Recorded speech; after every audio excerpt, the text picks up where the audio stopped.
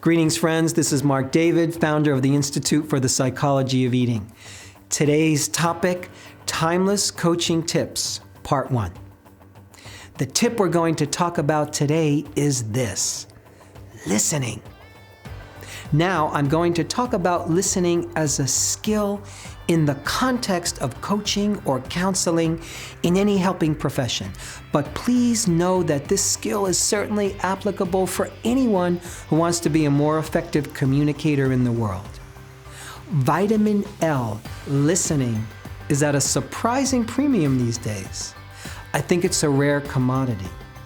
It doesn't happen nearly as much as it ought to.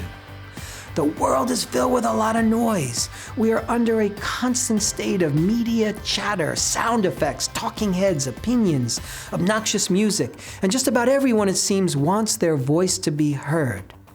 There's a massive battle that goes on in the advertising universe, and that battle is for our attention. We live in a world where it seems like everybody's talking, but is anyone really listening? When it comes to any coaching or counseling practice, listening is your number one skill. It comes first and foremost above anything and everything else. In fact, listening may be the single most important, valuable thing that any practitioner could ever offer.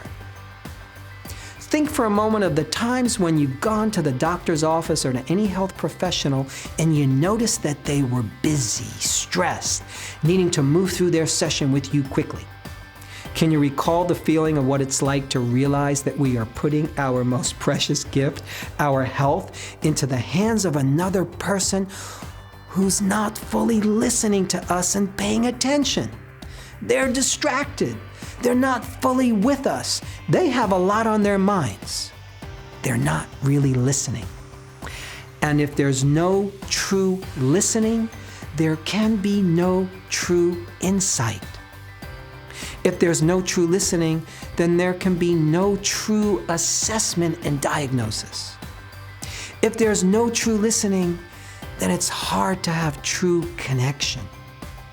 If there's no true listening, there's not a whole lot of real value happening in that moment. Listening is everything. And by listening, I mean giving your full 1,000% attention to the person sitting before you. True listening means you have trained your mind to let go of distractions, and the person sitting before you during your session is the most important person in the world. No one else exists. They are the most important thing in your life in that moment. And equally important to them, you're the most important relationship they have in the moment because they're putting themselves in your hands. Listening means that you step out of all the chatter in your mind and you let go of your agenda. Listening means that we fully open ourselves to the person sitting in front of us and receive them for who they are. Humans come equipped with a lot of preconceived notions and prejudices and agendas and beliefs and judgments and an internal conversation that keeps on going unless we push the pause button. True wisdom begins when we quiet our own minds and receive another person on their own terms. Can you listen without judgment? Can you listen without trying to change people? Can you listen without being in a hurry to make something happen? Can you listen in such a way that when the session is over, and if a third party came and asked your client how that session went, that client would say, "Wow, I really felt that I was heard. I felt as if she really cared about me. I felt as if he really took the time to listen and hear exactly what I was saying. I felt that she really understood me. I trust this practitioner because I feel she really focuses on me." Now, this often comes as headline news for a lot of professionals, but for most clients, the thing they need most is to be heard. If you truly hear me and you listen to my challenge and you understand my complaint and you've asked me good questions about my life, my lifestyle, my diet, my history, my world, and all the important details, then I know you're doing your job in the best way possible. People are smarter than we think. They know when you're not paying attention. They know when you're distracted. And in any job or any task in life, the more distracted we are, the less effective we are. The next time you're in a session with a client, or if you're not a health professional, the next time you're in a conversation with someone you care about, see if you can drop into listening like never before. See if you can listen beyond the words and into a deeper place. See if you can clear your mind like never before and let go of how things have to look and how things have to work out and how the session has to go, and simply listen to what your client is saying, to what they want, to what they're feeling, and to what they might be saying beneath their words.